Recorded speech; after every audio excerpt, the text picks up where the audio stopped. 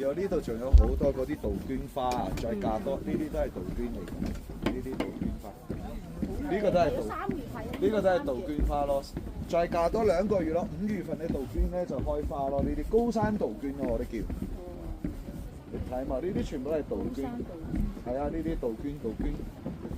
然後紅華，因為九寨溝呢度咧一個植物標本，一個動物標本咧都係超豐富嘅，所以咧就喺我哋750平方公里嘅嗰個面積入邊咧，就係有50平方公里開發咗俾我哋遊客觀光遊買。然後50平方公里出邊嘅嗰啲範圍咧，就係我哋一個科研區，就係我哋科學家咧對嗰個地質啦，